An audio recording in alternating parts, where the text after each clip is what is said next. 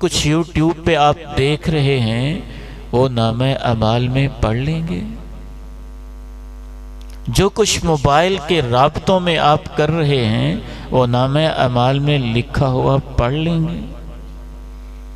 امام فضیل ابن عیاض رحمہ اللہ میدان عرفات میں تھے، ایسے رونے لگے جیسے وہ ماں روتی ہے جس کا بچہ گم ہو گیا ہو۔ پوچھنے والوں نے پوچھا آپ اتنا کیوں روتے ہیں؟ امام فضیل ابن عیاض بس ایک ہی جملہ کہہ رہے تھے، وَاسَوْأَتَا وَإِنْ أَفَاتَا وَإِنْ عَفَوْتَا، اے اللہ اگر تو معاف بھی کر دے تو جو غلطیاں ہوئی ہیں ان کو لے کے تیرے سامنے چہرہ کیسے لے کے جاؤں گا؟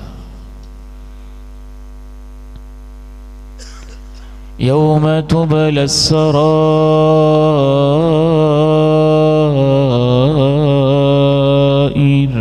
یوم تبلی السرائر،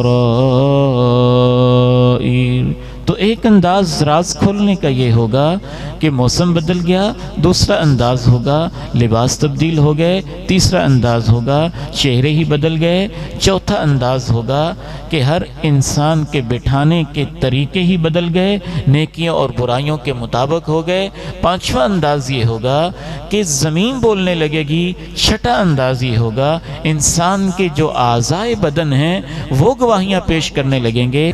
اللہ تعالیٰ کے فضل و کرم سے ہمارے تمام معزز علماء کرام تشریف لا چکے ہیں اور آج کی مجلس کے سارے معزز مہمان الحمدللہ موجود ہیں، اور انتہائی معزز مہمان ہمارے استاد فضیلت الشیخ پہلی بار یہاں تشریف لانے والے ہمارے خصوصی مہمان جناب پروفیسر عبید الرحمن محسن صاحب حافظہ اللہ ورعاہ، ماشاء اللہ اسٹیج کی زینت ہیں۔ ابھی انشاءاللہ جس طرح آپ نے ان کو سوشل میڈیا پہ دیکھا تو یہ ایک تصور تھا کہ ہم اپنی آنکھوں سے لائیو ان کو دیکھیں، زیارت بھی کریں اور ان کی باتوں سے مستفیض بھی ہوں۔ اللہ تعالی ہم سب کو عمل کی توفیق عطا فرمائے۔ میں دعوت سخن پیش کرتا ہوں فضیلت الشیخ پروفیسر عبید الرحمن محسن صاحب حافظہ اللہ تعالی، وہ مسند پہ تشریف لائیں اور ہمیں اپنی قیمتی نصیحتوں سے مستفیض فرمائیں۔ تشریف لاتے ہیں پروفیسر عبید الرحمن محسن صاحب حافظہ اللہ، بڑی دل جمعی کے ساتھ تشریف رکھیں۔ انشاءاللہ قرآن و حدیث کی یہ برکھا آپ کے دلوں کو اور آپ کے سینوں کو منور فرمائے گی۔ اللہ تعالیٰ آپ سب کو برکتیں نصیب فرمائے۔ آپ کے سامنے تشریف لاتے ہیں اور ہم کلام ہوتے ہیں پروفیسر عبید الرحمن محسن صاحب حافظہ اللہ تعالی۔ بسم اللہ الرحمن الرحیم۔ یوم تبلی السرائر فما له من قوة ولا ناصر والسماء ذات الرجع والأرض ذات الصدع إنه لقول فصل وما هو بالهزل إنهم يكيدون كيدا وأكيد كيدا فمهل الكافرين أمهلهم رويدا۔ مرکز امام بخاری میں یہ عظیم الشان اجتماع آپ لوگوں کا شوق، جذب و جنون، محبت اور انہماک ہمارے لیے بہت ہی قابل قدر بھی ہے اور حوصلہ افزائی کا باعث بھی ہے۔ میں آپ سب کو مبارکباد دینا چاہوں گا کہ جس مشقت تکلیف کو اٹھا کے محبت کے ساتھ آپ یہاں بیٹھے ہیں، آپ نے یہ محسوس کرنا ہے آپ اکیلے نہیں ہیں، اللہ کے فرشتے بھی آپ کے پاس ہی ہیں۔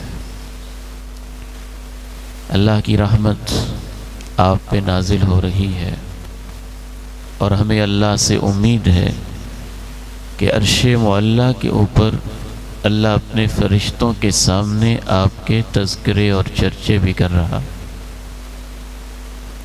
ان مبارک لمحات میں ہم قرآن مجید کی ایک سورہ مبارکہ سیکھیں گے اور آپ نے ارادہ اور عزم یہ کرنا ہے کہ انشاءاللہ اس سورت کو اتنے غور سے سننا ہے کہ آپ کو اس مجلس میں اس کا اکثر حصہ یاد ہو جائے انشاءاللہ۔ ذرا ہاتھ کھڑے کر کے آپ ارادہ کر لینا، تجدید عہد ہو جائے گا انشاءاللہ۔ اعوذ باللہ من الشیطان الرجیم، بسم اللہ الرحمن الرحیم والسماء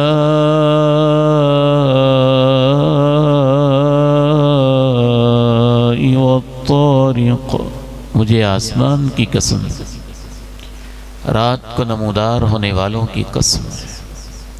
پہلا آسمان، دوسرا، تیسرا، چوتھا، پانچواں، چھٹا اور ساتواں آسمان۔ جدید سائنسز یہ بتاتی ہیں کہ آسمان کو مانے یا نہ مانے، لیکن کائنات کی وسعت کے بارے میں اگر ایک خیالی ہوائی جہاز بنایا جائے، 1,86,000 میل کا فاصلہ 1 سیکنڈ کے اندر طے کرے، 1000 سال تک بھی چلتا رہے، اللہ کی بنائی ہوئی کائنات ختم نہیں ہوگی۔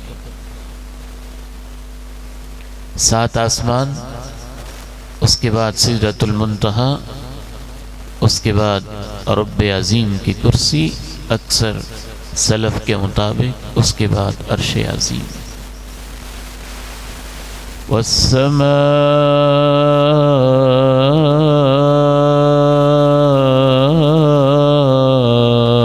والطارق، مجھے ان آسمانوں کی قسم ہے اور رات کو آنے والے کی قسم۔ وما ادراک ما الطارق، تمہیں کیا خبر رات کو آنے والے کیا ہیں؟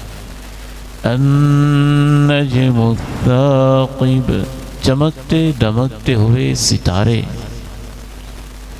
جس طرح آپ کے اس صحرا میں ریت کے ذرے پائے جاتے ہیں، آسمانوں میں اللہ نے ستاروں کی تعداد اس سے بھی زیادہ بنائی ہوئی۔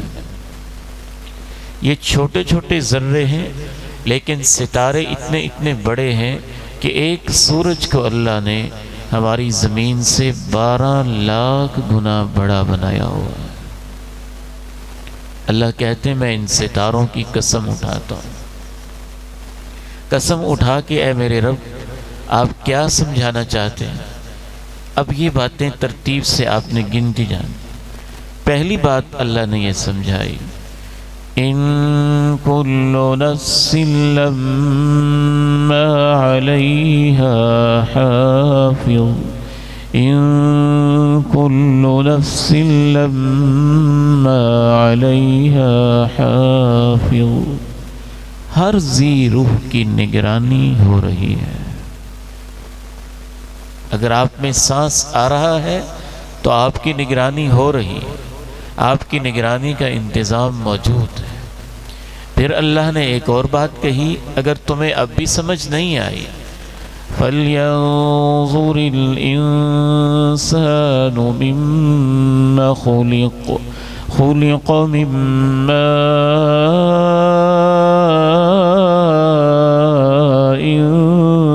دَافِقٍ يخرج من بين الصلب والترائب۔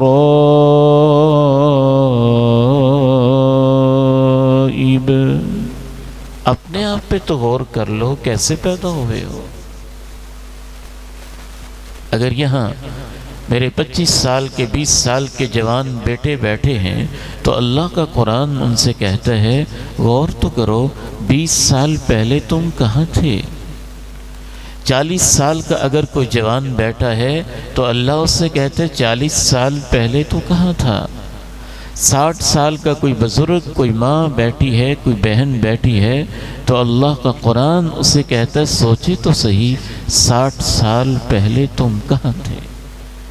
هل أتى على الإنسان حين من الدهر لم يكن شيئا مذكورا إنا خلقنا الإنسان من نطفة أمشاج نبتليه فجعلناه سميعا بصيرا إنا هديناه السبيل إما شاكرا وإما كفورا۔ کہ ایسا وقت نہیں آیا تھا کہ تیرا تو نام و نشان ہی نہیں تھا؟ آپ پوچھئے کسی ایسے ڈاکٹر سے جو تخلیق انسانی کے مراحل کا، جنین کے مراحل کا، ایمبریالوجی کا جو ماہر ہو اس سے پوچھیں کہ انسان، اللہ کا قرآن کہتا ہے انسان سوچے کہ انسان کیسے پیدا ہوا تھا، تو وہ آپ کو بتائے گا کہ میری اور آپ کی تخلیق کا جب آغاز ہوا تھا تو یہ جو چھوٹی سی چونٹی ہوتی ہے زمین کے اوپر، اس سے بھی لاکھوں گنا چھوٹے تھے جہاں سے اللہ نے میرے اور آپ کی پیدائش کے مراحل میرے اور آپ کی ماں کے پیٹ میں شروع کیے تھے۔ اگلی بات کے اوپر ہم نے تفصیل سے رکنا ہے۔ تو اللہ کہتے ہیں کہ میں نگرانی کر رہا ہوں، آسمان کی بناوٹ بتاتی ہے، اسے کسی نے نگرانی کے ساتھ کھڑا کیا ہوا ہے۔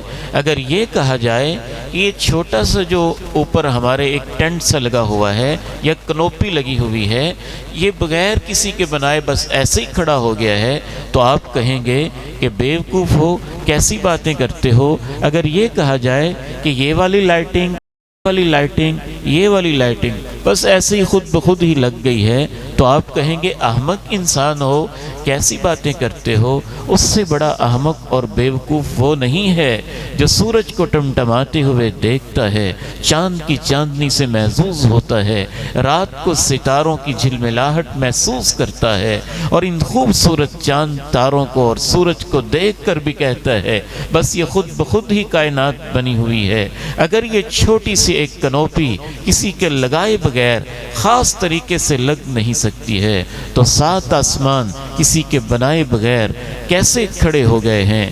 اگر آسمانوں پہ غور نہیں کرتے ہو تو اپنے وجود پہ غور تو کر لو۔ میرے ساتھ ذرا دیکھتے جائیے گا، یہ انگلیاں، یہ پورے، یہ ناخن، یہ لکیریں، یہ دنیا کے 8 ارب انسانوں کے تھمب امپریشن جو ایک دوسرے کے ساتھ میچ نہیں کرتے، اور ہر انسان اپنی ایڈنٹیٹی، اپنی شناخت لے کے آیا ہے۔ کیا یہ کسی کے بنائے بغیر ہی بن گئے؟ یہ پلکیں، یہ بھویں، یہ آنکھیں، یہ دیدے، ان کی سیاہی، ان کی سفیدی، ان کے پیچھے لگے ہوئے 13 million 1 crore 30 lakh light receptors, کیا کسی کے بنائے بغیر یہ سارا کچھ بن گیا؟ تو پانی کی ایک بوند تھا، پانی کا ایک قطرہ تھا، لاکھوں اس میں جرثومے تھے۔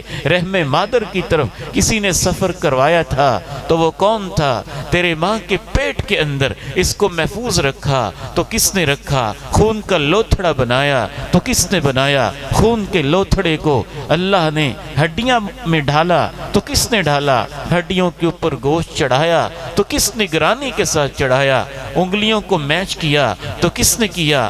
آنکھ کو بیلنسڈ اور متوازن بنایا تو کس نے بنایا؟ پورے کے پورے اعضاء کو محبت کے ساتھ جوڑ کے بنایا تو کس نے بنایا؟ تم گواہی دو گے کہ کسی نے بڑی نگرانی کے ساتھ رحم مادر کے اندر تمہیں پیدا کیا ہے۔ جو وہاں نگرانی کر رہا تھا وہ اب بھی نگرانی تو کر رہا ہے۔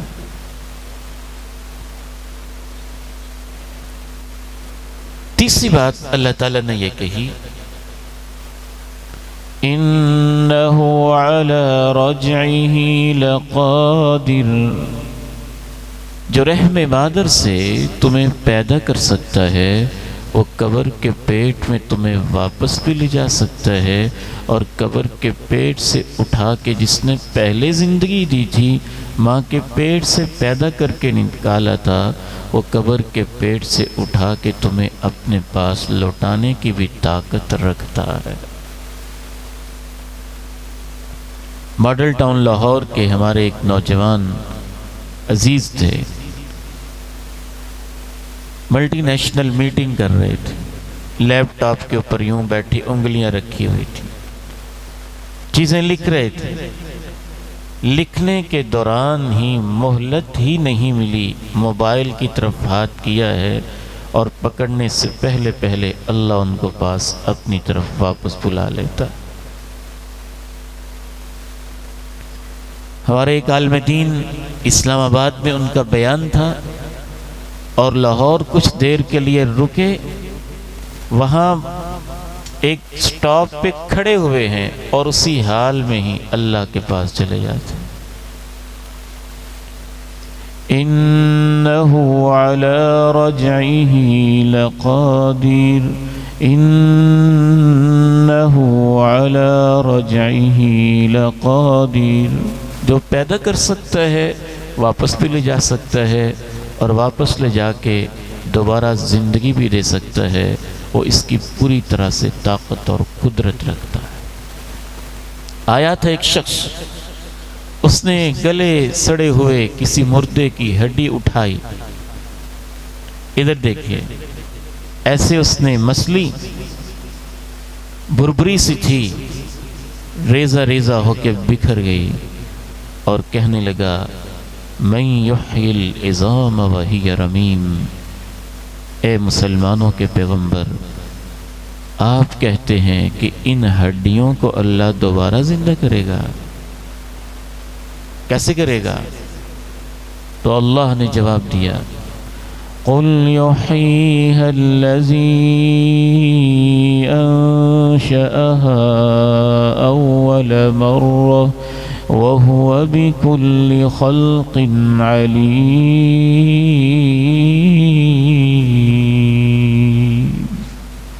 آپ ان سے کہہ دیجئے وہ زندہ کرے گا جس نے پہلی دفعہ ان کو پیدا کیا تھا، اور تخلیق کو بڑا خوب وہ جانتا ہے.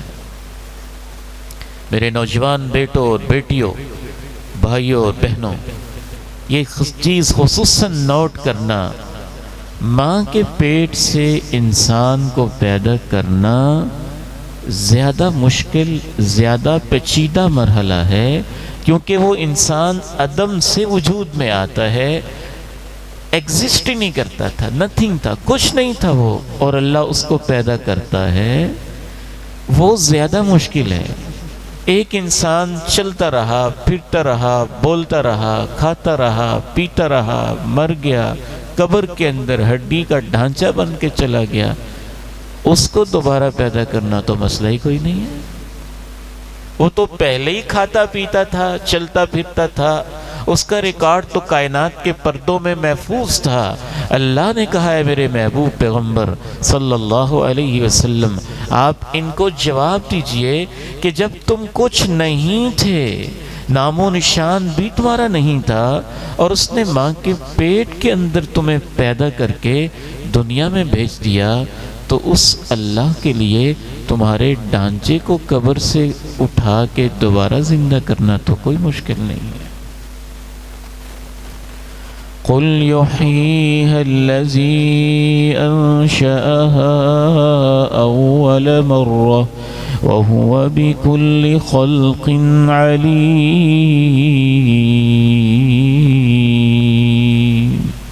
اب سورہ طارق کو شروع سے ذرا دوبارہ پڑھیں تاکہ ہم آگے بڑھیں. وَالسَّمَاءِ وَالطَّارِقِ وَمَا أَدْرَاكَ مَا الطَّارِقُ النجم الثاقب إن كل نفس لما عليها حافظ. آسمان کی قسم ہے، رات کو آنے والے کی قسم، تمہیں کیا خبر رات کو آنے والا کیا ہے؟ چمکتے دمکتے ہوئے ستارے ہیں. میں تمہیں یہ کہتا ہوں تمہارا رب کہ ہر انسان، ہر ذی روح کی نگرانی کا انتظام موجود ہے. اگر تم آسمان میں غور نہیں کرتے تو اپنے آپ کو تو دیکھو کہ تم کیسے پیدا ہوئے ہو. جو تمہارے ماں کے پیٹ میں نگرانی کر کے تمہیں بنا رہا تھا وہ اب بھی تمہاری نگرانی کر رہا ہے. اور تیسری بات اللہ نے یہ کہی کہ وہ واپس اپنے پاس ایک دن تمہیں لے جائے گا، اور پھر زندہ کرنے پر بھی پوری طرح قدرت رکھتا ہے. چوتھی بات جس کے اوپر ہم تفصیل سے رکنا چاہیں گے، یوم تبلی السرائر، جس دن وہ تمہیں کھڑا کرے گا تمہارے راز کھول دیے جائیں گے. مرکز امام بخاری جیسے اس عظیم دینی مرکز میں بیٹھے ہوئے ایک بات اس طالب علم کی یاد رکھنا، مجھے یہ لگتا ہے کہ قرآن مجید کی سب سے زیادہ انسان کو چونکا دینے والی آیت یہ ہے کہ اللہ کہہ رہے ہوں تیرے راز کھول دیے جائیں گے. यौम तुबल सराइर यौम तुबल सराइर।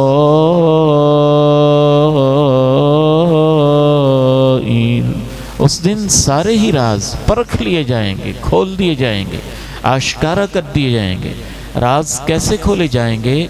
एक दर्जन से भी ज़्यादा उनके अंदाज हैं और एक एक अंदाज इस लायक है कि उस पर तफसील से रुका जाए, लेकिन हम सिर्फ इशारा करते जाएंगे।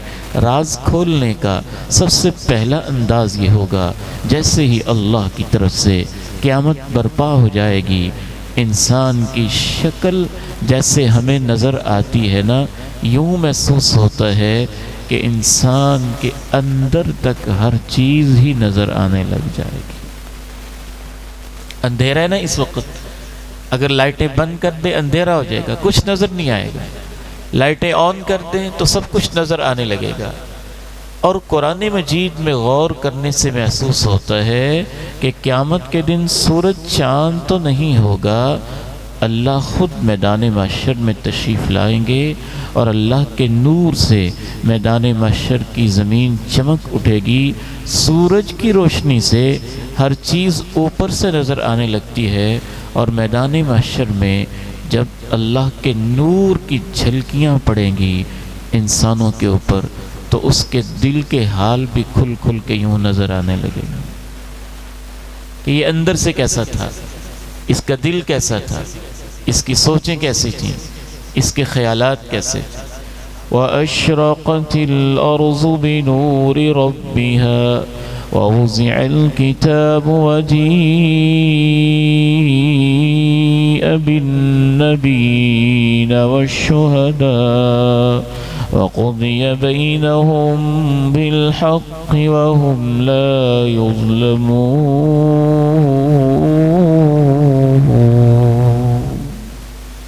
उसका नतीजा ये होगा कि इंसान की शक्ल बदल जाएगी, ये नहीं रहेगी, वैसे हो जाएगी जैसे उसका दिल था।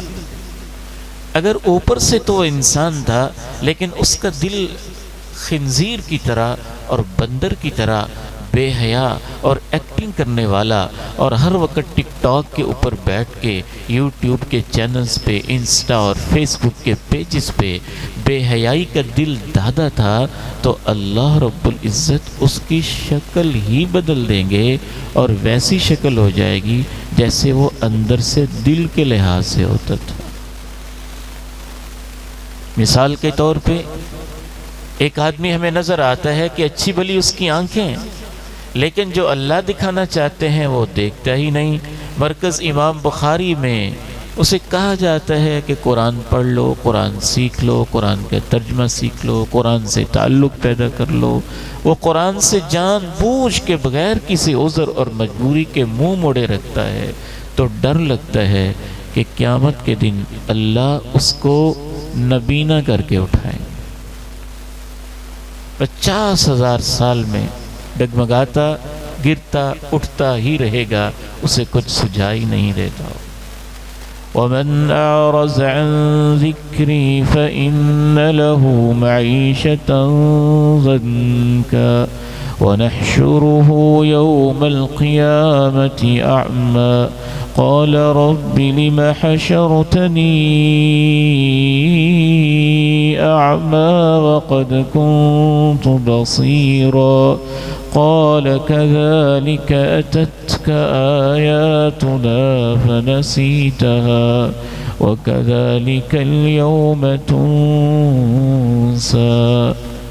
जो मेरे पैगाम नसीहत से एराज़ करेगा उसकी ज़िंदगी में घुटन होगी और उसे क़यामत के दिन हम नबीना करके उठाएंगे। वो कहेंगे, ए मेरे रब, तूने मुझे नबीना करके क्यों उठाया?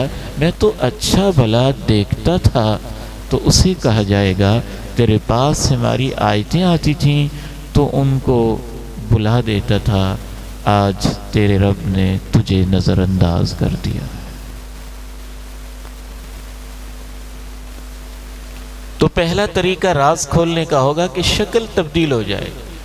यौम तबियद्दु वुजूहुन व तस्वद्दु वुजूह وجوه يومئذ مسفرة ضاحكة مستبشرة ووجوه يومئذ عليها غبرة ترهقها قترة أولئك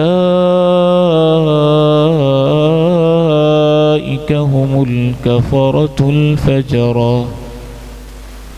جو وضو کرتے ہیں، نماز پڑھتے ہیں، اللہ کے گھر کی طرف چل کے آتے ہیں، اور خصوصاً اندھیرے والی نمازوں میں، فجر اور مغرب و عشاء میں، خصوصاً عشاء اور فجر میں، انشاءاللہ قیامت کے دن جب وہ آئیں گے تو ان کے چہرے نور سے بھرے ہوں گے اور آزاد 14ویں کے چاند کی طرح چمک رہے ہوں گے۔ یہ نماز کا نور ہوگا، یہ دل کا نور ہوگا، ایمان کا نور ہوگا۔ جن کے دلوں میں اللہ کی پہچان ہے، اللہ کی عظمت ہے، اللہ کا مقام ہے، اللہ کی شان ہے، وہ مانگتے ہیں تو اللہ سے مانگتے ہیں، سجدے کرتے ہیں تو اللہ ہی کے سامنے کرتے ہیں، نظریں نیازیں منتیں چڑھاوے ان کے ہوتے ہیں تو ایک اللہ ہی کے لیے ہوتے ہیں، اللہ ہی کو سب سے بڑا سمجھتے ہیں، نہ کبھی کسی قبر کی ڈھیری پہ گئے ہیں، نہ ادھر ادھر کی لوگوں سے انہوں نے آسیں لگائی ہوئی ہیں، نہ غیر اللہ سے کبھی دعائیں کی ہیں۔ یہ توحید کا نور جو اس سے ان کے سینوں میں تھا، اللہ کی عظمت کی قسم ہے کہ ان کا نور تو اس قدر چمکتا ہوا ہوگا، نورہم یسعی بین ایدیہم وبایمانہم، کئی میل تک ان کے نور کی روشنی سامنے بھی پھیلی ہوگی، دائیں طرف بھی پھیلی ہوگی۔ یہ ایمان کا نور ہوگا، توحید کا نور ہوگا، عقیدے کا نور ہوگا۔ یوم تبیض وجوہ وتسود وجوہ، جس کے عقیدے میں سیاہیاں تھیں، اندھیرے تھے، شرک تھا، بدعت تھی، در در کی ٹھوکریں کھاتا تھا، ایک اللہ کا بن کے نہیں رہا تھا، امام کائنات کی سنتوں میں عمل کرنے کی بجائے بدعات کا پجاری تھا، دین میں اپنی مرضی سے مسئلے گھڑتے رہتا تھا اور بدعات کو ایجاد کرتا رہتا تھا۔ اللہ کا قرآن کی تفسیر میں تابعین سلف صالحین نے لکھا ہے، اللہ اس کے چہرے کو ایسے سیاہ کرے گا جیسے اندھیری رات کے ٹکڑے کاٹ کاٹ کے اس کے چہرے پہ کوئی ماسک جڑایا ہوا۔ كأنما أغشيت وجوههم قطعا من الليل مظلما۔ تو راز کھولنے کا پہلا انداز ہوگا کہ شکل ہی انسان کی تبدیل ہو جائے گی۔ راز کھولنے کا دوسرا انداز یہ ہوگا کہ انسان قبر سے جب اٹھے گا تو برہنہ ہوگا، بے لباس ہوگا۔ آج اس دنیا کے اندر اپنی اپنی اوقات، اپنی اپنی کیپیسٹی اور اپنی اپنی مالی حیثیت کے مطابق ہم کپڑے خریدتے ہیں۔ کوئی 5، 6، 7، 8 ہزار کا سوٹ پہنتا ہے، کوئی 1000 میں گزارا کر لیتا ہے، کوئی 15,000 کے کپڑے بناتا ہے۔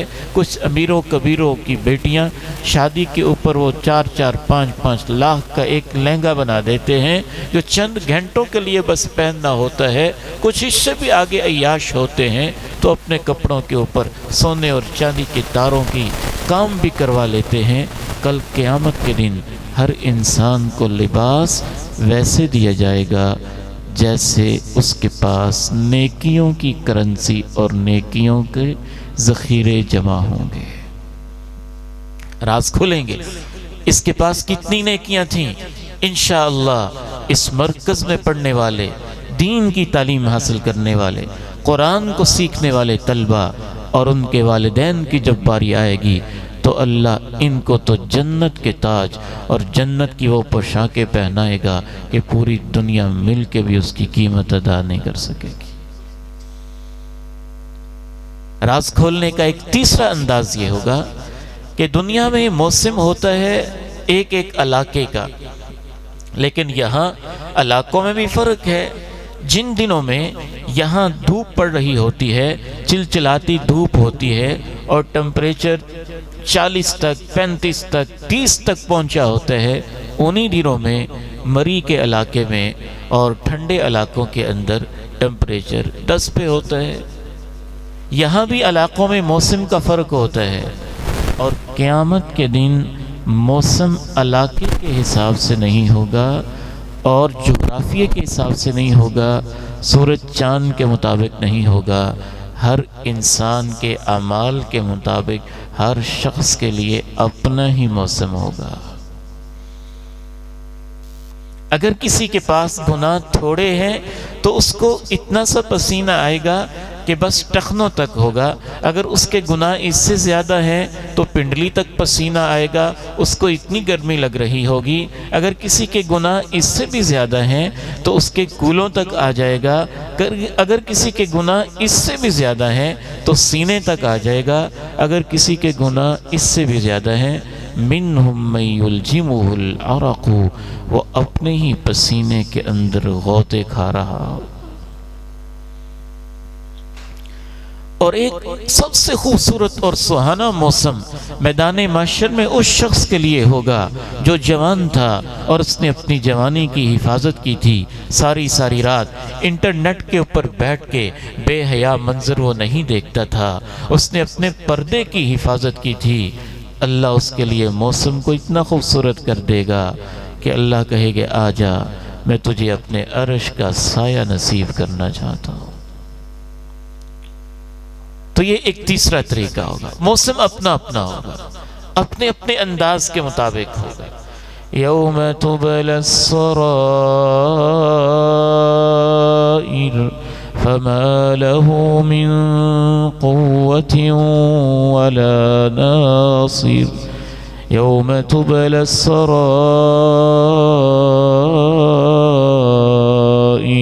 اس دن راز کھولے جائیں گے۔ ایک چوتھا راز کھولنے کا انداز یہ بھی ہوگا، آپ نے جب کوئی سفر کرنا ہو نا تو ٹرین میں، ریل گاڑی کے اندر ایک بزنس کلاس ہوتی ہے، ایک اے سی والی کلاس بھی ہوتی ہے، زیادہ کسی کے پاس پیسے ہوں تو اپنا اسپیشل کیبن بھی کروا لیتا ہے، کوئی غریب آدمی ہو تو اکانومی کلاس میں سفر کر لیتا ہے، کوئی اس سے غریب ہو تو بیچارے کو بیٹھنے کی جگہ بھی نہیں ملتی ہے۔ جیسے جیسے انسان کی گنجائش ہے ویسے ویسے اس ٹرین کے سفر میں اس کے لیے مختلف کلاسز، مختلف حصے اور مختلف ڈبے اور مختلف درجہ بندیاں ہوتی ہیں۔ قیامت کے دن جب اللہ نے انسانوں کو 50,000 سال کے دن میں حساب کے لیے کھڑا کرنا ہے تو اللہ نے ایک ایک موقع پہ عدل و انصاف سے کام لینا ہے۔ کسی کو اللہ کہیں گے تو عرش کے سائے میں آ کے بیٹھ جا، کسی کو اللہ نور اور کستوری کے ٹیلوں اور ممبروں کے اوپر بٹھا دیں گے، کسی کو اللہ بڑی محبت اور پیار کے ساتھ اتنے اونچے مقام پہ بٹھائیں گے کہ انبیاء و شہداء بھی ان کو دیکھ کے رشک کرتے ہوں گے۔ جیسے زمین سے ہم سورج چاند کو دیکھ رہے ہیں، اس طرح اونچے مقام پہ اللہ ان کو فائز کر دے گا اور کسی کے بیٹھنے کے لیے کوئی جگہ نہیں ہوگی۔ اس کے سر کو نیچے کر کے، ٹانگوں کو اوپر کر کے فرشتے اس کو گھسیٹ گھسیٹ کے میدان محشر کی طرف لا رہے ہوں گے۔ یوم تبلی السرائر، رسول اللہ صلی اللہ علیہ وسلم ارشاد فرماتے ہیں ان اقربکم منی مجلسا یوم القیامہ احاسنکم اخلاقا، جس کا اخلاق سب سے اچھا ہے قیامت کے دن وہ سب سے زیادہ میرے پاس ہو کے بیٹھے گا، وہ میرے قریب ہو کے بیٹھے گا۔ تو یہ بھی ایک راز کھولنے کا انداز ہوگا۔ گنتے چلے جائیے، راز کھولنے کا انداز یہ بھی ہوگا کہ موسم اپنا اپنا ہوگا، راز کھولنے کا انداز یہ بھی ہوگا کہ چہرے تبدیل ہو جائیں گے، شکلیں تبدیل ہو جائیں گی۔ راز کھولنے کا تیسرا انداز یہ بھی ہوگا، لباس اپنی اپنی حیثیت نیکی اور برائی کے مطابق اس کو دیا جائے گا۔ کسی کو جنت کی پوشاکیں دی جا رہی ہیں تو کسی کو گندک کا، تار کول کا، خارش والا جیسے لک ہوتی ہے اس طرح کا لباس پہنایا جا رہا ہے۔ اور چوتھا انداز راز کھولنے کا یہ بھی ہوگا، بٹھانے کے لیے یہ نہیں ہے کہ ہر کوئی اپنی مرضی سے بیٹھ جائے گا، جیسے جیسے اس کے پاس نیکیوں کی قدر و قیمت، نیکیوں کی کرنسی ہوگی ویسے ویسے اس کو بٹھایا جائے گا۔ راز کھولنے کا ایک پانچواں انداز یہ بھی ہوگا کہ یہ اس مرکز کی زمین، چوک اعظم کے چوک اور چوراہے، یہاں کے پلازے، یہاں کے ڈیرے، یہاں کے چیمبر ہاؤسز، یہاں کے مختلف قسم کے عدالتوں کے کمرے، ان کو اللہ قیامت کے دن اپنے سامنے لائے گا اور اللہ زمین سے کہے گا تو بول کے بتا دے میرا بندہ تیرے سینے کے اوپر رہ کے کیا نیکی کرتا تھا اور کیا برائیاں کرتا تھا۔ تو زمین بول اٹھے گی۔ اذا زلزلت الارض زلزالها اخرجت الارض اثقالها وقال الانسان ما لها يومئذ تحدث اخبارها بأن ربك أوحى لها۔ اس وقت کو یاد کیا کرو جب زمین کو زور سے جھٹکے دیے جائیں گے، ویسے جھٹکے جیسے بنتے ہیں زلزلہ اہل علم بیٹھے ہیں۔ تجوید پڑھنے والے قرائے کرام سے میں خصوصاً کہنا چاہوں گا کہ یہ قلقلہ اور یہ صفیر، یہ شد اور یہ مد، مجھے تو ان کے اندر بھی ایحاءات صوتیہ نظر آتی ہیں، ایک پیغام نظر آتا ہے۔ ان مدات و شدات کے اندر بھی قرآن کے معنی چھپے ہوتے ہیں۔ قلقلہ ایک اپنا مفہوم پیدا کرتا ہے، معنوی لحاظ سے بھی ان کے اندر اللہ نے جو بلاغت کے علم کے گہرے نقطے رکھے ہوتے ہیں، انسان ان پہ غور کرے تو حیران و ششدر رہ جاتا ہے۔ زلزلت الارض زلزالہا، ذرا اس کے ارتعاش کو الفاظ کے تأثر سے بھی، آواز سے بھی محسوس کرنے کی کوشش تو کریں۔ وَأَخْرَجَتِ الْأَرْضُ أَثْقَالَهَا، یہ اپنے اندر کے بوجھ نکال پھینکے گی۔ وَقَالَ الْإِنسَانُ، انسان پکار اٹھے گا، اسے کیا ہو رہا ہے؟ يَوْمَئِذٍ تُحَدِّثُ أَخْبَارَهَا، اس دن یہ اپنی خبریں تحدث کی شد کے اندر مجھے نظر آ رہا ہے، ایک ایک کر کے بتائے گی، آہستہ آہستہ کر کے بتائے گی۔ فلاں دن اس نے یہ کیا، فلاں تاریخ میں یہ کیا، فلاں وقت میں یہ کیا، فلاں لمحے میں یہ کیا، فلاں جگہ پہ یہ کہا۔ اللہ نے تخبر نہیں کہا ہے، تعلم نہیں کہا ہے، کوئی اور لفظ نہیں بولا ہے، رب کریم نے تحدث کا لفظ استعمال کر کے بتایا ہے۔ یہ ایک ایک کر کے آہستہ آہستہ کر کے زمین اپنی ساری ہی خبریں بتانا شروع کر دے گی۔ اللہ کی عزت کی قسم ہے، طائف کی وادی اور اس کے پہاڑ بول کے کہیں گے اے اللہ، تیرا ایک پیغمبر تھا جس نے ہمارے سینے کے اوپر تیری توحید کی خاطر پتھر کھائے تھے، اور اس کا ایک انکل اور تایا بھی تھا جو اس کے پیچھے پیچھے طرح طرح کی بکواسات کیا کرتا تھا۔ طائف کے اوباش اور غنڈے بھی تھے جو ان کی ایڑیوں کو لہو لہان کیا کرتے تھے۔ مدینہ کے پڑوس میں احد پہاڑ کے دامن سے آواز آئے گی، اے اللہ میں گواہی دیتا ہوں میرے دامن میں تیری توحید کے خاطر تیرے پیغمبر کے دندان مبارک کو شہید کیا گیا تھا۔ احد پہاڑ بولے گا، اے اللہ میں نے اپنے دامن کے اندر تیرے پیغمبر کے 70 صحابہ کی شہادتوں کو اپنی آنکھوں سے دیکھا تھا۔ انہوں نے مدینے کی زمین کو اپنے خون سے سینچا تھا، اور آج کے وہ بدبخت لوگ جو ان صحابہ کے اوپر زبانیں کھولتے ہیں اور ان کے اوپر طرح طرح کے تبصرے کرتے ہیں، ان کو یاد رکھنا چاہیے کہ وہ زمینیں بول کے بتائیں گی، اے اللہ انہوں نے ابو جہل ابو لہب کو معاف کر دیا، لیکن تیرے پیغمبر کے اوپر یہ غلط سلط تحقیق کے نام پہ الزامات لگاتے رہے ہیں۔ زمین بولے گی۔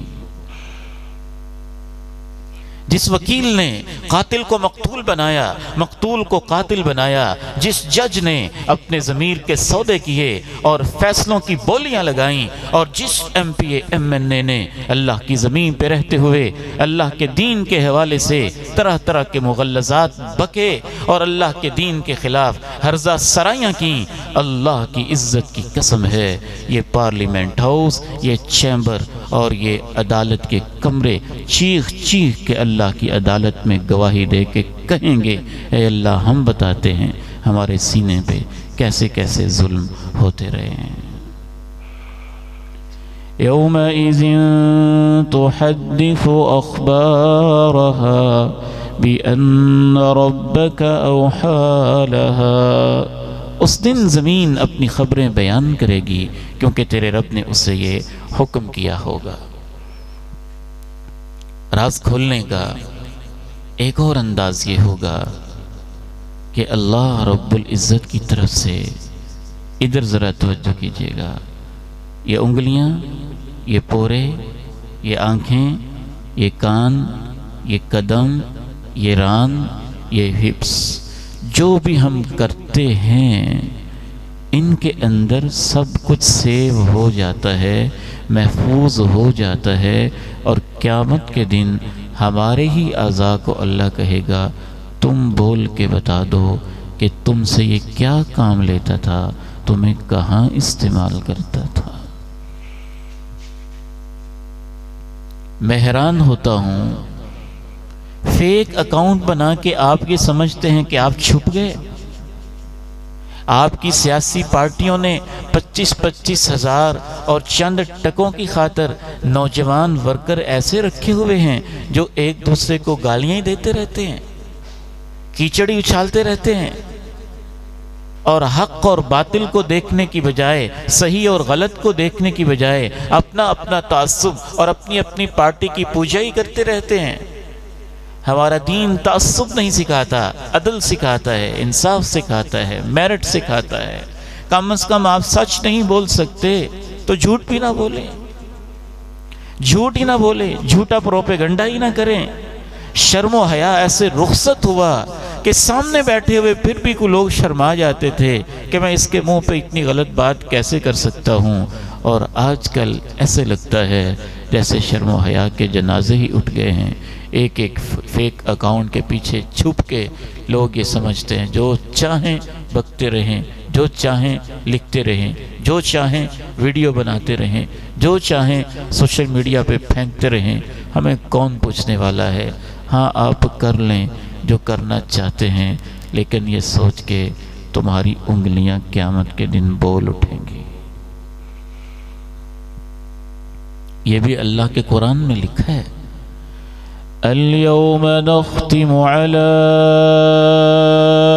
أفواههم وتكلمنا أيديهم وتشهد أرجلهم بما كانوا يكسبون۔ آج ان کے منہوں پہ ہم مہر ثبت کر دیں گے، ان کے ہاتھ ہم سے کلام کریں گے۔ وَتَشْهَدُ أَرْجُلُهُمْ، ان کی ٹانگیں شہادت پیش کریں گی، گواہیاں دیں گی ہر اس چیز کے بارے میں جو بھی یہ کمائی کیا کرتے تھے۔ شَهِدَ عَلَيْهِمْ سَمْعُهُمْ وَأَبْصَارُهُمْ وَجُلُودُهُمْ، ان کے کان، ان کی آنکھیں، ان کی چمڑیاں ان کے خلاف گواہی پیش کریں گی۔ وَقَالُوا لِجُلُودِهِمْ لِمَ شَهِدْتُمْ عَلَيْنَا قالوا أنطقنا الله الذي أنطق كل شيء، اور انسان اپنی سکن اور چمڑی سے کہے گا تو کیوں میرے خلاف بولتی ہے؟ تو چمڑی کہے گی جس اللہ نے ہر چیز کو بولنے کی قوت دی تھی، قوت نطق کو گویائی دی تھی، اس اللہ نے آج ہمیں بلوا دیا ہے۔ تو اس طرح سے بھی راز کھلیں گے۔ اس حوالے سے آخری ایک چیز عرض کر کے ہم بات کو تکمیل کی طرف لے کے جاتے ہیں۔ راز کھولنے کا ایک انداز یہ بھی ہوگا کہ وہ فرشتے جو دائیں اور بائیں مقرر ہیں ہماری ہر چیز کو لکھنے کے لیے، ان کو حکم ہوگا کہ نامہ اعمال سامنے پیش کر دیا جائے، اور نامہ اعمال انسان سے کہا جائے گا کہ پڑھو اس میں کیا لکھا ہوا ہے، وہ پڑھتا جائے گا اور بس شرماتا ہی جائے گا۔ وَوُزِعَ الْكِتَابُ فَتَرَى الْمُجْرِمِينَ مُشْفِقِينَ مِمَّا فِيهِ وَيَقُولُونَ يَا وَيْلَتَنَا مَا لِهَذَا الْكِتَابِ لا يغادر صغيرة ولا كبيرة إلا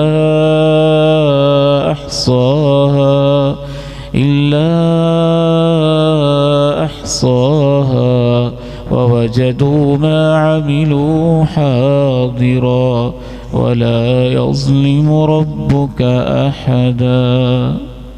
نامہ اعمال کو سامنے رکھا جائے گا تو مجرموں کو دیکھو گے ڈرے ڈرے سہمے سہمے ہوں گے، اس وجہ سے کہ اب اس میں کیا کچھ لکھا ہوا آئے گا۔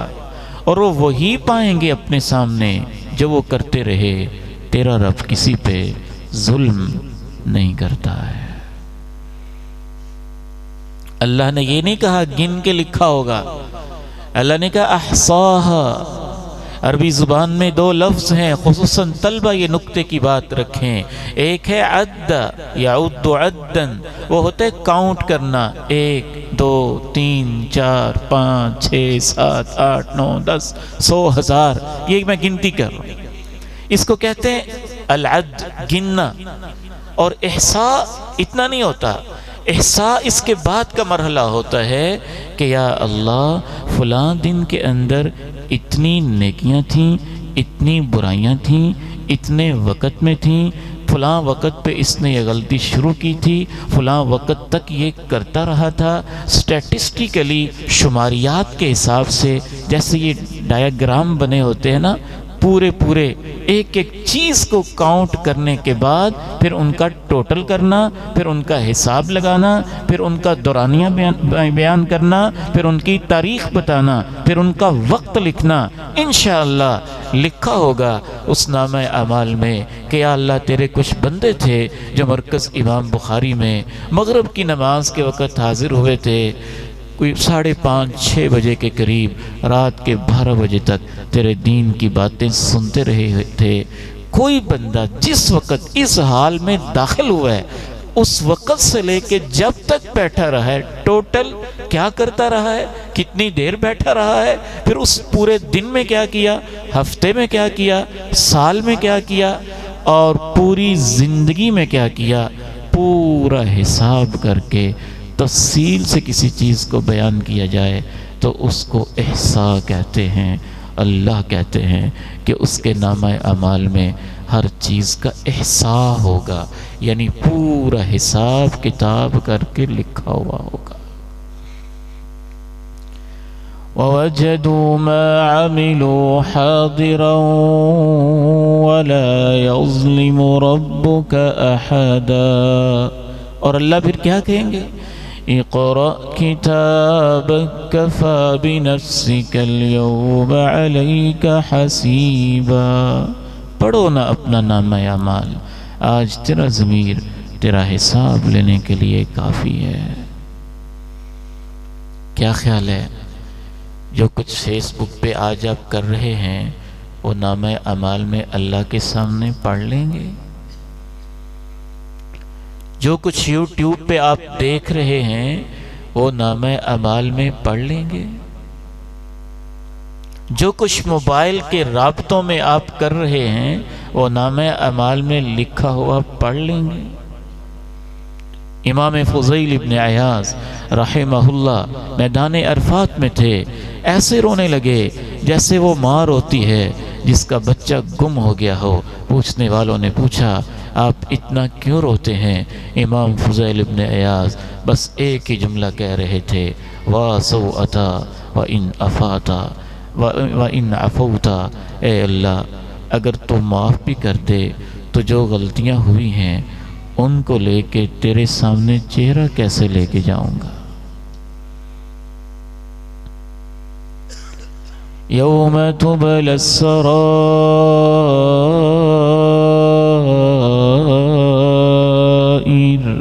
یوم تبلی السرائر۔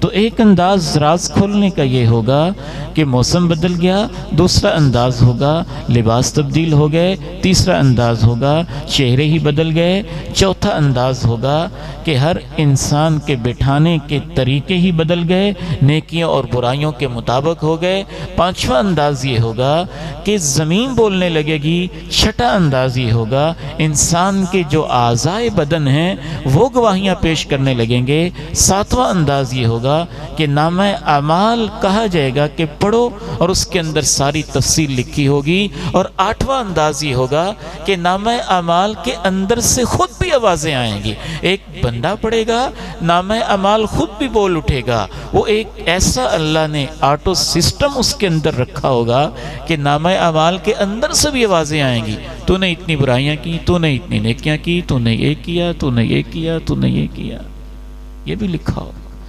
هذا كتابنا ينطق عليكم بالحق إنا كنا نستنسخ ما كنتم تعملون. یہ ہم نے ریکارڈ تیار کروایا ہے، یہ ٹھیک ٹھیک بولے گا. ہم جو کچھ تم کرتے تھے لکھوا لیا کرتے تھے. اور نواں انداز یہ ہوگا کہ معاشرے کے مختلف گواہ پیش ہونے لگیں گے، وہ اپنی اپنی گواہیاں دینے لگیں گے.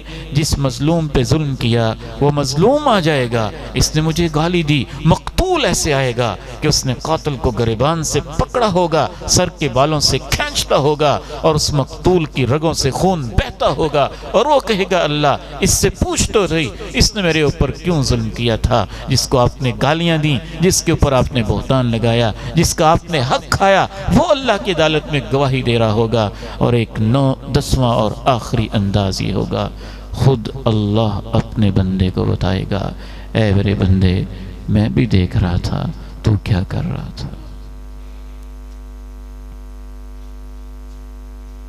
ثم تردون إلى عالم الغيب والشهادة فينبئكم بما كنتم تعملون. پھر تمہیں ایسی ہستی کی طرف لوٹایا جائے گا جو غیب و حاضر کو جانتا ہے، پھر وہ تمہیں بتائے گا جو کچھ تم کیا کرتے تھے.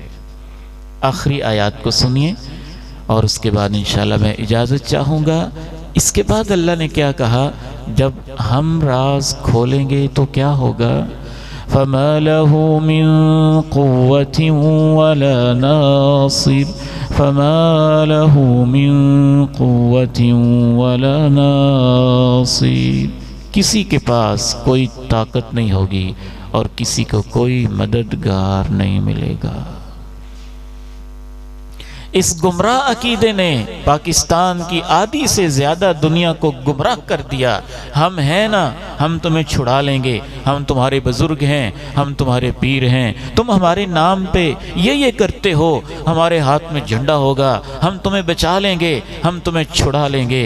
ان ظالموں سے کہو اللہ کا قرآن تو کہتا ہے کہ یہ دنیا کی عدالت نہیں ہے جہاں کسی کی سفارشیں چلتی ہیں، یہ اللہ کی عدالت ہے. نہ تمہارے پاس اپنی طاقت ہوگی، نہ تمہیں کہیں سے کوئی سپورٹ اور کوئی مدد ہی ملے گی. من ذا الذی یشفع عنده الا بإذنه یعلم ما بین ایدیہم وما خلفہم. کون ہے جس کو جرأت ہو کہ اللہ کی عدالت میں اس کی اجازت کے بغیر ہی سفارش کر دے؟ کس نے کرنی ہے یہ اللہ اجازت دے گا. کس کے بارے میں کرنی ہے یہ اللہ اجازت، کتنی بات کرنی ہے یہ بھی اللہ اجازت دے گا. یہ جو اس طرح کے غلط اور گمراہ کن باتیں کرنے والے ہیں، ہم تمہیں چھڑا لیں گے، یہ کیا جانیں کہ اللہ کی عدالت ہے. اور یہاں تو انبیاء اور شہداء اور صالحین اور فرشتے، ان کی کیا کیفیت ہے، اور یہ کیسے جرأت کرتے ہیں کہ گارنٹیاں دیں کہ ہم تمہیں چھڑا لیں گے. صحیح بخاری اٹھائیے، صحیح مسلم اٹھائیے، حدیث کی کتابیں اٹھائیے، آپ کو متفق علیہ کسی ایک فرقے کی بات نہیں، اہل اسلام کا اتفاق ہے اس عقیدے پہ. ہر فرقے کا بندہ یہ مانتا ہے کہ قیامت کے دن جب انسان جناب آدم کے پاس جائیں گے تو جناب آدم کہیں گے مجھ سے ایک خطا ہو گئی تھی، اللہ نے درخت کے پاس جانے سے روکا تھا اور میں چلا گیا تھا، آج اللہ کے سامنے تمہاری سفارش کے لیے جاتے ہوئے مجھے حیات دی ہے. جناب نوح جانے کی ہمت نہیں کریں گے، جناب ابراہیم جانے کی ہمت نہیں کریں گے. وما قدر الله حق قدره والأرض جميعا قبضته يوم القيامة والسماوات مطويات بيمينه سبحانه وتعالى عما يشركون. وہ جلال والا رب، وہ عظمتوں والا رب، وہ شان والا رب، وہ کبریائی والا رب آپ یہ سمجھتے ہیں کہ جس کے جی میں جو آئے گا اپنے اپنے مریدوں کو چھڑا کے لے جائے گا اور اپنے اپنے حصے کے لوگوں کو علیحدہ کر لے گا، تو پھر اللہ نے عدالت لگائی کس لیے ہے؟ سفارت ہوگی، شفاعت ہوگی، لیکن ایک موقع پہ، ایک میرٹ پہ، کس کے بارے میں کتنی ہونی ہے؟ آپ کے سمجھتے ہیں کہ بے نماز کے بارے میں بھی شفاعت ہو جائے گی؟ بے نماز شخص تو اللہ کی عدالت میں جب اس کو جہنم کے اندر پھینکا جائے گا، علماء بیٹھے ہیں، غلطی کروں تو میری اصلاح کر سکتے ہیں۔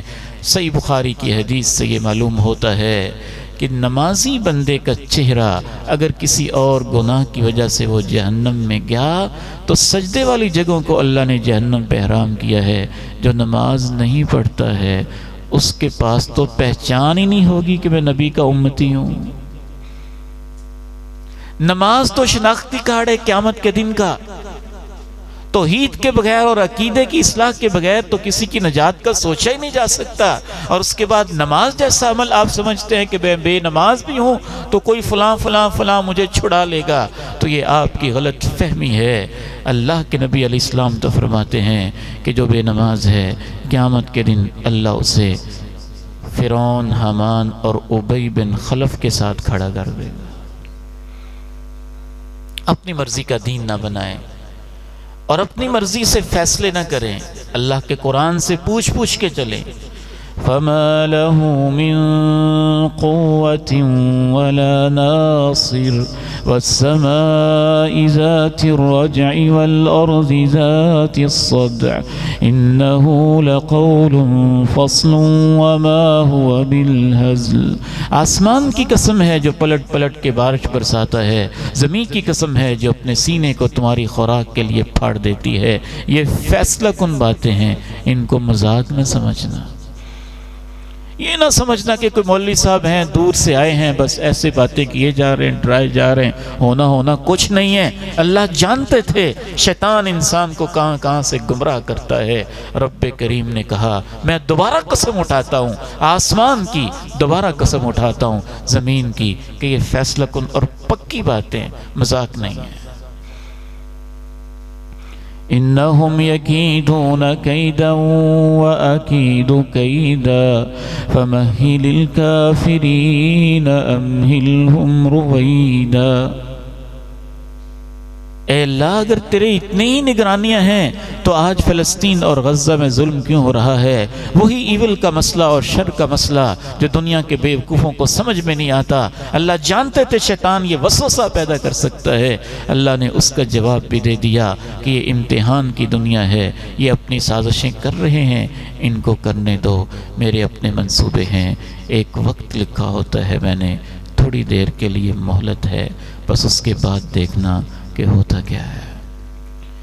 وَلَا تَحْسَبَنَّ اللَّهَ غَافِلًا عَمَّا يَعْمَلُ الظَّالِمُونَ إِنَّمَا يُؤَخِّرُهُمْ لِيَوْمٍ تَشْخَصُ فِيهِ الْأَبْصَارُ۔ جلدی نہ مشایا کریں۔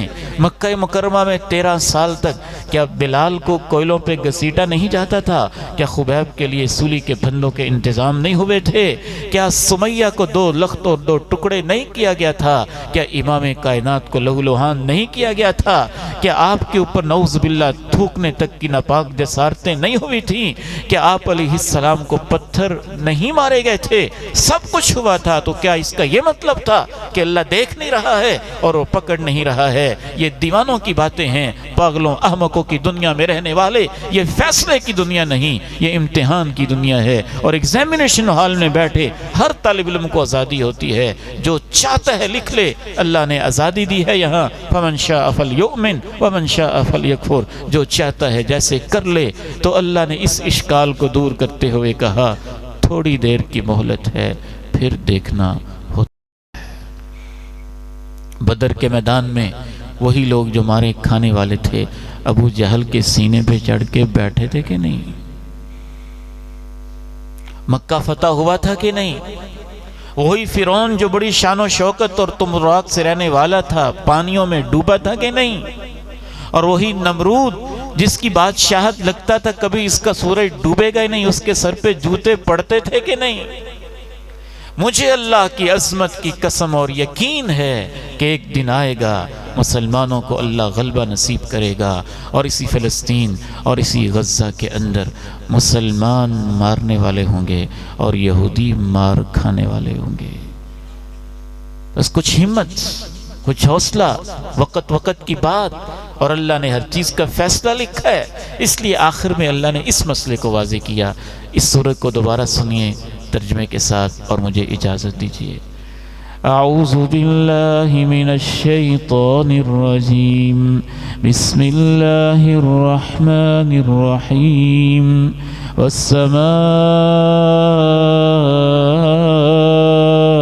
والطارق، آسمان کی قسم، رات کو آنے والے کی قسم، وما ادراک ما الطارق النجم الثاقب، تمہیں کیا خبر رات کو آنے والا وہ کیا ہے، چمکتے دمکتے ستارے۔ اے اللہ آپ کیا سمجھانا چاہتے ہیں؟ ان کل نفس لما علیہا حافظ، ہر متنفس، ہر سانس لینے والے، ہر زیرو کے اوپر نگرانی کا انتظام موجود ہے۔ فَلْيَنظُرِ الْإِنسَانُ مِمَّا خُلِقَ، خُلِقَ مِن مَّاءٍ دَافِقٍ يَخْرُجُ مِن بَيْنِ الصُّلْبِ وَالتَّرَائِبِ، انسان کو چاہیے وہ غور تو کرے اسے کس چیز سے پیدا کیا گیا ہے۔ ایک جوش مارتے ہوئے پانی سے جو کمر اور سینے کی ہڈیوں کے بیچ میں سے نکلتا ہے، انہو علی رجعہ لقادر، جس نے پانی کی بوند سے اسے پیدا کیا ہے وہ دوبارہ بھی اس کو پیدا کرنے، اپنے پاس لوٹانے، اس عمل کو دوبارہ کرنے پہ پوری طرح قادر ہے۔ یوم تبلی السرائر فما له من قوة ولا ناصر، جس دن یہ دوبارہ اسے کھڑا کرے گا سارے راز پرکھ کے کھول دیے جائیں گے اور اس کے پاس کوئی طاقت بھی نہیں ہوگی اور باہر سے کوئی مدد کرنے والا بھی نہیں ہوگا۔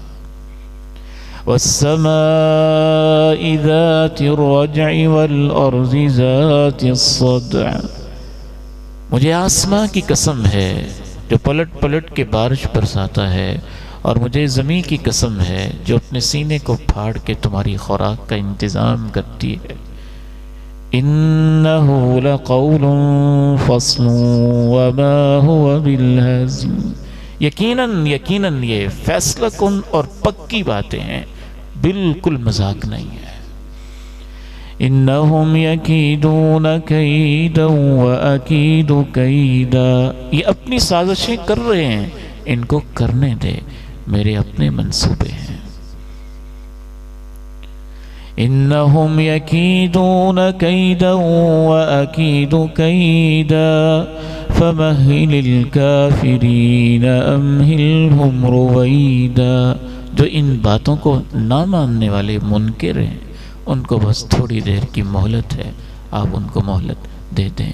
میں دوبارہ آپ لوگوں کے حوصلے اور محبت کی داد بھی دیتا ہوں، جس محبت اور شوق سے آپ بیٹھے رہے اللہ تعالیٰ آپ کا بیٹھنا قبول فرما لے۔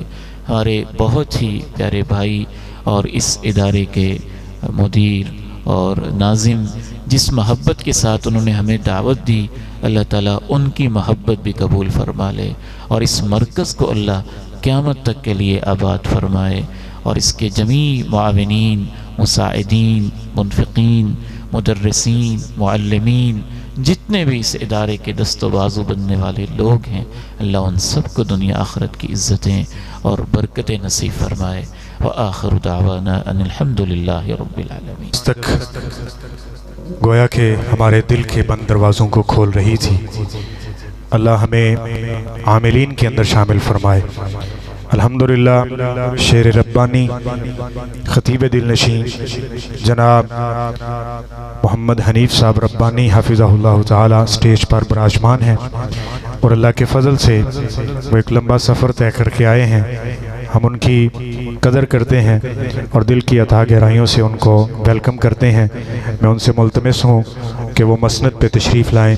الحمدللہ جس محبت کا آپ لوگوں نے اظہار کیا، ہم مقروض ہیں آپ کی محبتوں کے، اور آپ کو سلام عقیدت پیش کرتے ہیں۔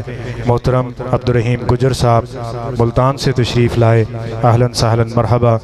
محترم عبدالعزیز صاحب ملتان سے تشریف لائے۔ اسی طرح محترم وقاص صاحب، وقاص ایسوسییٹ والے، بڑی محبت و شفقت کے ساتھ ملتان سے ایک لمبا سفر طے کر کے اس روحانی مجلس میں شریک ہوئے، اللہ مبارک بنائے۔ اسی طرح ملتان سے، موڑ کھنڈا سے، فیصل آباد سے، چوک منڈا، بکھر، لیا، کوٹ سلطان، جمڑ شاہ، 6واں میل اور دیگر ماشاءاللہ چکوک سے لوگ شامل ہوئے۔ میں سب کے لیے دعا گو ہوں، اتیت اہلوں و اتیت سہلا، آپ کا آنا ایک ایک قدم مبارک ہو، اللہ تعالیٰ آپ کو عزتوں اور برکتوں سے نوازے۔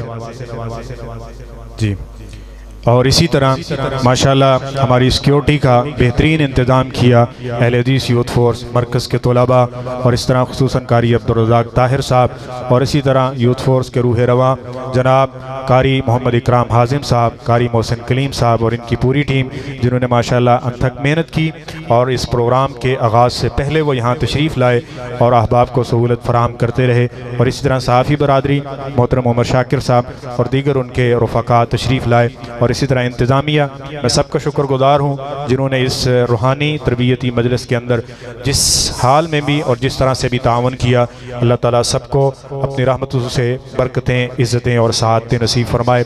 اور ایک بار پھر میں آپ کی محبتوں کا مقروض آپ کو سلام عقیدت پیش کرتا ہوں اور آپ کا شکر گزار ہوں کہ آپ قرآن و سنت کی محبت اور اس دینی ادارے کی محبت لے کے اس ادارے کے اندر جمع ہوئے، آئے، قرآن و سنت کی باتیں کی، اور الحمدللہ ہم نے بھی کوشش کی کہ ہم آپ کی ضیافت سے لے کے اور مہمان علماء کرام آپ کے ان کے خطابات اور ان کی واعظ و نصیحت آپ کے سامنے رکھیں اور ہم سب اس سے مستفید ہوں۔ الحمدللہ یہ پروگرام جاری و ساری ہے۔ ہمارے معزز مہمان فضیلت الشیخ شیر ربانی قاری محمد حنیف ربانی صاحب، اور اس کے بعد انشاءاللہ آخری خطاب قاری محمد الیاس مدنی صاحب کا جو تشریف لا چکے ہیں ان کا ہونے والا ہے۔ یہ اختتامی لمحات ہیں اور انشاءاللہ یہ خیر و برکت کو اپنے اندر سمیٹے ہوئے ہیں۔ اللہ تعالیٰ ہم سب کو اور آپ جتنے سامعین یہاں موجود ہیں، اللہ تعالیٰ آپ سب کو برکتیں، عزتیں اور سعادتیں نصیب فرمائے، اور ہمارا یہ قرآن و سنت کی محبت میں مل بیٹھنا قیامت کے دن نبی پاک علیہ السلام کی سفارش اور آپ علیہ السلام کے قرب کا ذریعہ بنائے۔ یقیناً یہ اللہ کے لیے ہی محبت ہے۔ اللہ تعالیٰ اپنے عرش کا سایہ نصیب فرمائے۔ آپ کے جیتے جاگتے اور سنتے کانوں کے ساتھ میں ایک اہم ترین مسئلے کی طرف آپ کی توجہ اور پھر آپ کی حمایت چاہتا ہوں۔ ابھی کچھ ہی دنوں میں ہمارے کچھ سیاستدان، اللہ تعالیٰ سب کو ہدایت دے، ہم سب کے لیے ہدایت کے دعاگو ہیں، کبھی کبھی اونگیاں بونگیاں کر دیتے ہیں۔ ہم پچھلے دنوں مرکز راوی روڈ میں میٹنگ کے اندر موجود تھے اور امیر محترم پروفیسر جناب سینیٹر حافظ عبدالکریم حافظہ اللہ، انہوں نے ببانگ دہل اس بات کا اظہار کیا۔ میں اس بات کو اور ان کے پیغام کو یہاں بھی عام کرنا چاہتا ہوں، اور اللہ کے فضل سے یہ بات ہم علی اعلان کہتے ہیں، ببانگ دہل کہتے ہیں، اور ہم اس بات کو اظہار میں کسی قسم کا کوئی شک و شائبہ نہیں رکھتے ہیں کہ جو ہمارے ایک سیاسی جو ہیں خواجہ آصف صاحب، انہوں نے ایک بیان داغا ہے کہ یہ جو دہشت گردی ہے اس کا تعلق مدارس کے ساتھ اور خالص انہوں نے ایک سلفی ازم کو اس کے ساتھ جو ہے وہ جوڑا ہے۔ اللہ کے فضل سے سلفی وہ لوگ ہیں اور ان کو کہا جاتا ہے جنہوں نے پیغمبر علیہ السلام سے دین کو لیا، سیکھا، عمل کیا، آگے پہنچایا، اور آج اسی کی جماعت اسی نبی طریقے کے اوپر چل رہی ہے، اور نبی پاک علیہ السلام نے نہ دہشت گردی کا حکم دیا نہ ہی ایسی چیزیں تھیں، تو یہ کیسے ہو سکتا ہے کہ وہ سلفی ہو اور دہشت گرد ہو؟ یہ دو متضاد چیزیں ہیں۔ تو جو ان کا بیان ہے ہم علی اعلان اس کی مذمت کرتے ہیں اور یہ اعلان کرتے ہیں کہ اس بیان کو واپس لیا جائے، اور اسی طرح کے احمقانہ بیان جو ہیں یہ مت دیے جائیں۔ یہ وہ مدارس ہیں اللہ کے فضل سے جو اپنے پیٹوں کے اوپر پتھر باندھ کے خدا کی قسم جب فیلڈ میں نکلتے ہیں تو ہمیں اپنی ذات کے لیے مانگتے ہوئے لوگوں کے سامنے قرض کا سوال بھی ہو تو آنکھیں بھیگ جاتی ہیں، دل شرمندہ ہوتا ہے کہ کسی کے سامنے ہم کیا ہاتھ پھیلائیں، لیکن ہم یہ بھیگ کی صورت کے اندر سمجھ لیجئے جس طرح بھی آپ اس کو سمجھیں، ہم ہاتھ پھیلاتے ہیں، جھولیاں پھیلاتے ہیں، کس لیے کہ ہم اس امت کے لوگوں کو اس محمد الرسول اللہ صلی اللہ علیہ وسلم کا فرمان سنائیں گے۔ جب ظلم تھا، بربریت تھا، اس فرمان کی وجہ سے امن آیا تھا۔ جب لوگ ظالم تھے، اس قرآن کی وجہ سے انقلاب آیا اور اخوت قائم ہوئی تھی۔ آج تم کہتے ہو وہی سلفیزم جو ہے، اور یہ ایسی بات ہے جو انسان کو دہشت گردی سکھاتی ہے۔ حضرت اسلام کو پڑھا نہیں ہے آپ نے، اسلام کو سمجھا نہیں ہے، لہذا اسلام کے بارے میں اور اہل اسلام کے دلوں کو جو دکھ پہنچایا ہے آپ نے اور یہ دل اداری کی ہے، یہ اس پر معذرت کرنی چاہیے اور اپنے اس بیان کو واپس لینا چاہیے۔ ہم انشاءاللہ عزم کرتے ہیں ہم نبی پاک علیہ السلام کی وہ سیرت، وہ سچی سیرت اور وہ آپ کا دیا ہوا پرامن دین انشاءاللہ سیکھیں گے، سکھائیں گے۔ ہم پرامن ہیں اور انشاءاللہ پرامن رہیں گے۔ ہم پرامن ہیں، پرامن لوگ ہیں، پرامن رہیں گے۔ اور ہم دعا گو ہیں جتنے بھی ایسے لوگ ہیں جو اس دہشت گردی کا شکار ہوتے ہیں، اللہ سب اہل توحید کی مغفرت فرمائے، اور جتنے بھی ایسے لوگ ہیں جو دہشت گردی اور اس میں ملوث ہیں، اللہ ان کو عبرت کا سامان بنائے اور عبرت کا نشان بنائے۔ یہ خوارج اور یہ دہشت گرد، ان کا اسلام کے ساتھ کوئی تعلق نہیں ہے۔ اسلام امن کا نام ہے، امن اور دین اور سلامتی، یہی ہمارا دین ہمیں سکھاتا ہے۔ اور یہ مدارس، یہ مساجد، یہ علماء، یہ طلباء، یہ تو ایک دو لڑے ہوئوں کا آپس میں جوڑ رہے ہیں، آپ کہتے ہیں ان کو توڑ رہے ہیں، یہ آپ کے پشتی بان ہیں۔ اور میں یہاں آخری بات کو اس بات کے ساتھ ختم کرتا ہوں کہ جتنے بھی ہمارے سیکیورٹی ادارے ہیں، وہ پاک فوج ہے یا جتنے بھی ہیں جو امن قائم کرنے میں اپنا کردار ادا کر رہے ہیں، نہ صرف ہم ان کے شانہ بشانہ کھڑے ہیں بلکہ ہم ان کے لیے اپنی دعاؤں میں بھی ان کو یاد رکھتے ہیں کہ اللہ ان کے قدموں کو مضبوط کرے، ان کے نشانوں کو سالم کرے، اور یہ امن کا گہوارہ، یہ وطن، یہ امن کا گہوارہ رہے، اور ہر مسلک، ہر منہج، ہر مذہب کے لوگ یہاں پرامن طریقے کے ساتھ جو ہے وہ اپنی زندگی بسر کر سکتے ہیں۔ اللہ تعالی ہمیں بھی قرآن و سنت سمجھ کے اس کے مطابق چلنے کی توفیق نصیب فرمائے۔